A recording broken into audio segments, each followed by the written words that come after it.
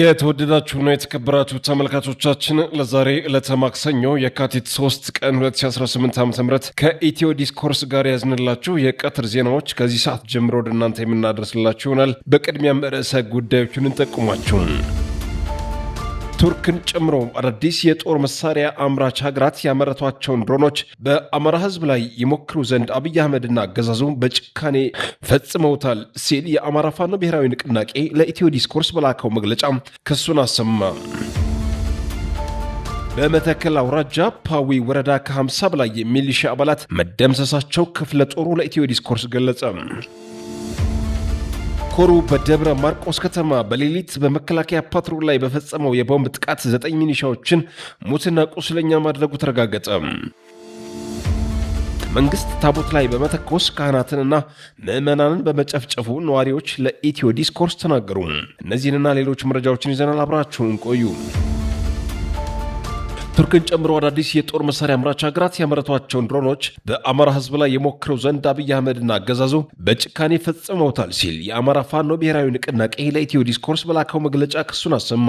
የአብይ አህመድ አገዛዝ በአማራ ህዝብ ላይ ይፋዊ የዘር ማጥፋት ጦርነት ከጀመረ 3 ዓመታትን ሊደፍን ተቃርቧል። በእነኚህ ጊዜያቶች ሁሉ የአማራ ህዝብ የታወጀበትን የዘር ማጥፋት ጦርነት በመመከት ህልውናውን ለማረጋገጥ የሚያደርገውን ትግል አጠናክሮ ቀጥሏል። ሆኖም በህዝብ ላይ ጦርነት ያወጀው አገዛዝ የገጠመውን ህዝባዊ ተጋድሎ ተረድቶ ጦርነት ከማቆም ይልቅ በእጁ የገቡትን የጥፋት መሳሪያዎች ሁሉ ተጠቅሟል ሲል የአማራ ፋኖ ብሔራዊ ንቅናቄ ለኢትዮ ዲስኮርስ በላከው መግለጫ ገልጿል። ንቅናቄው በዓለም ታሪክ በማይታወቅ ሁኔታ በመንግስትነት ስም ቤተ መንግስት የከተመው አገዛዝ በአማራ ህዝብ ላይ ስትራቴጂክ ድሮኖችን በመጠቀም በሺህ የሚቆጠሩ ንጹሐንን ጨፍጭፈዋል ሲልም ክሱን አሰምቷል። ቱርክን ጨምሮ አዳዲስ የጦር መሳሪያ አምራች ሀገራት ያመረቷቸውን ድሮኖች በአማራ ህዝብ ላይ ይሞክሩ ዘንድ አብይ አህመድና አገዛዙ በጭካኔ ፈጽመውታል በማለት የአማራ ፋኖ ብሔራዊ ንቅናቄ በብርቱ መረጃውን ይፋ አድርጓል። አገዛዙ የባህረ ሰላጤው ኃይሎች ፖለቲካዊ ፍጥጫ ጎትቶ ሀገር ውስጥ በማስገባት በተላላኪነት በሚያገኘው ወታደራዊና የመረጃ ድጋፍ ተጠቅሞ በህዝባችን ላይ ያወጀውን የዘር ማጥፋት ጦርነት አጠናክሮም ቀጥሏል። በዚህም አገዛዙ ጌቶቹ በቀጠናው ላቀኑት የተልእኮ ጦርነት አማራን ማጥፋትን እንደ መንደርደሪያ ቆጥሮ በድጋፍ ያገኘውን የማጥፋት አቅም በሙሉ ተጠቅሞ በሸዋም፣ በወሎ፣ በጎጃምና በጎንደር የተለያዩ ቀጠናዎች የስልክና የኢንተርኔት መሰረተ ልማቶችን በመዝጋት የተጠናከረ ጭፍጨፋ እያደረገ ይገኛል ሲል ለኢትዮ ዲስኮርስ በላከው መግለጫ አስገንዝቧል። በተለይ በጥር ወር የመጨረሻ ሳምንት በሸዋ የአገዛዙ ሰራዊት የተለያዩ አሃዶች የኦሮሚያ ልዩ ዞን ታጣቂዎችን በመጨመር በሌሎች አካባቢዎች ደግሞ በመደበኛዎቹ እዞችና የአየር ወለድና የኮማንዶ አሃዶች የከፈተውን ማጥቃት በህዝባዊ የአፋብን ሰራዊት በሚገባ እየተመከተ ይገኛል ያለው ንቅናቄው ከየካቲት 01 2018 ዓ.ም ጀምሮ በሰራዊታችን ላይ በተደረገው የመልሶ ማጥቃት እርምጃ በጎንደር ቀጠና በርካታ ጀብዱ ተፈጽሟል ብሏል። በተለይ ደቡብና ማዕከላዊ ጎንደር የወረዳ ዋና ከተሞችን ጨምሮ በርካታ ይዞታዎችን ከጥላት መንጠቅ ተችሏል ሲል አክሏል። በዚህ አስደናቂ ተጋድሎ በሺዎች የሚቆጠሩ የአገዛዙ ሰራዊት በምርኮኝነትና በፈቃዳቸው የወገንን ኃይል መቀላቀል ችለዋል።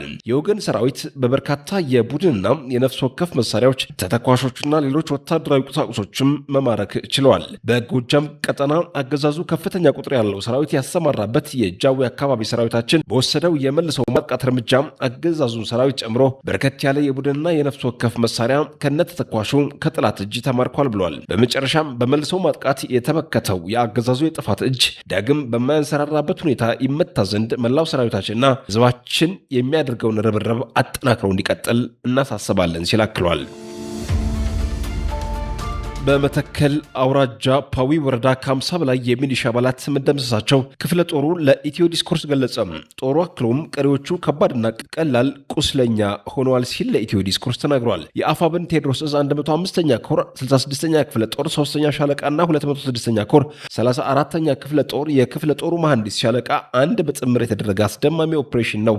ለ4 ሰዓት በቆየው አውደ ውጊያ ከ50 በላይ ተላላኪ ሚሊሻና አድማ ብተና ሲደመሰሱ ቀሪዎቹ ሙሉ በሙሉ በሚባል ደረጃ መቁሰላቸውን የተናገረው 3 ብሬን 55 ክላሽንኮቭ 4 አብራራው 6 SKS መሳሪያዎችን መማረክ መቻሉንም ሚዲያችን አረጋግጧል። ከዚህ በተጨማሪም በርካታ ተተኳሽ እስከ ትጥቁና የእጅ ቦምቦችን ማግኘት መቻሉንም ተመልክቷል።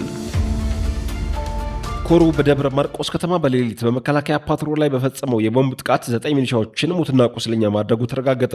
206ኛ ኮር አዳይ ቡድን በደብረ ማርቆስ ከተማ ከሌሊት 7 ሰዓት ከማረሚያ ቤት ወደ መሃል አደባባይ ሲሄድ በነበረ ፓትሮል ላይ የኮሩ አዳይ ቡድን በፈጸመው የቦምብ ጥቃት 3 ሚሊሻዎችን ወዲያውኑ ሲሞቱ 6 ሚሊሻዎች ከባድና ቀላል ቁስለኛ መሆናቸውን የኢትዮ ዲስኮርስ የመረጃ ምንጮች አረጋግጠዋል። ጨለማን ተገን በማድረግ በሌሊት ንጹሐንን አፍነው ማረሚያ ቤት አድርሰው ሲመለሱ በነበሩ ሚሊሻዎች ላይ ያነጣጠረ ጥቃት የከፈተው አዳይ ቡድኑ በፓትሮሏ ስፖንዳ መሃል የተሰካ የቦምብ ጥቃት በመክፈት የመንግስት ኃይል ሙትና ቁስለኛ ማድረጉን የተረጋገጠው። መንግስት ታቦት ላይ በመተኮስ ካህናትንና ምዕመናንን መጨፍጨፉ ነዋሪዎች ለኢትዮ ዲስኮርስ ተናገሩ። በምዕራብ ጎጃም ሶድብሬ ወረዳ ሰር ተከዜ ቀበሌ የማርያምን ቤተክርስቲያን የምረቃ ስነስርዓት ለማክበር ከህፃናት እስከ አዛውንት በተሰበሰቡ ምዕመናን ላይ የሃይማኖት አባቶች ላይ በአብይ አህመድ ኃይል በከፍተኛ የሆነ ድብደባና ወከባ የአካባቢው ነዋሪዎች በተለይ ለኢትዮ ዲስኮርስ ተናግረዋል። የቤተክርስቲያኗ ምዕመናን በተሰበሰቡበት የጠላት ኃይል ከበባ በመፈጸም የቃል ኪዳን ታቦት የተሸከሙ ካህናትንና ምዕመናን ላይ የተኩስ እሩምታ በመክፈት የቃል ኪዳኑን ታቦት ከካህኑ ላይ ወርውሮ መሬት ላይ በመጣልና ቄስ ጌትነት ገላው የተባለ ታቦቱን ተሸክሞ የነበረ የቤተ ክርስቲያን አገልጋይ አስረው እንደወሰዱት ነዋሪዎች አክለው ገልጸዋል። በተጨማሪም በርካታ ንጹሐን አርሶ አደሮችን አግተው መውሰዳቸውንም በቦታው የነበሩ የዓይን እማኞች ለኢትዮ ዲስኮርስ መረጃውን አድርሰዋል። የኢትዮጵያ ፌዴራል መንግስት መጠነ ሰፊ የሰራዊትና የትጥቅ እንቅስቃሴ በማድረግ ኃይሉን ወደ ትግራይ ክልል እያስጠጋ እንደሚገኝ ህዝባዊ ወያኔ ሓርነት ትግራይ ህወሓት ገለጸ። ህወሓት ትናንት ከመቀሌ ባወጣው መግለጫ አዲስ አበባው መንግስት በቅርቡ የተከሰቱ ግጭቶችን እንደ ምክንያት በመጠቀም ወደ ትግራይ ያነጣጠረ አዲስ ወታደራዊ ዝግጅት እያደረገ ነው ሲል ከሷል። መንግስት ገዘፍ ያለ ወታደራዊ አቅሙን ወደ ትግራይ በማስጠጋት ሌላ ዙር ዳግማዊ ጦርነት ለመጀመር በዝግጅት ላይ ይገኛል ብለዋል መግለጫው። ህወሓት እና የትግራይ ህዝብ በፕሪቶሪያው የሰላም ስምምነት እንዲተገበር እንደሚፈልጉ በመጥቀስ መንግስት ይህን አደገኛ ውጤት ሊያስከትል የሚችለውን ወታደራዊ ዝግጅት እንዲያቆም ጠይቋል። ፍላጎታችን በስምምነቱ መሰረት ወደ ውይይት መግባት እንጂ ወደ ሌላ ዳግማዊ ጦርነት መመለስ አይደለም ሲል ድርጅቱ አቋሙን ገልጿል። የተባበሩት መንግስታት ድርጅትና የአፍሪካ ህብረት ጨምሮ ዓለም አቀፍ ማህበረሰብ ዳግም ጦርነት እንዳይቀሰቀስ ተግባራዊ እርምጃ እንዲወሰዱ ህወሓት ተማጽኗል። ይሁን እንጂ ድርጅቱ በመግለጫው ላይ የሰራዊቱ እንቅስቃሴ በየትኛው አካባቢዎች እንደታየ በዝርዝር አላመላከተም። ይህ የህወሓት መግለጫ የወጣው በአንድ በኩል በአዲስ አበባና በመቀሌ በሌላ በኩል ደግሞ በአስመራና በአዲስ አበባ መካከል ያለው ውጥረት በከፍተኛ ሁኔታ እየጨመረ በመጣበት ወቅት መሆኑ ጉዳዩን አሳሳቢ ያደርገዋል።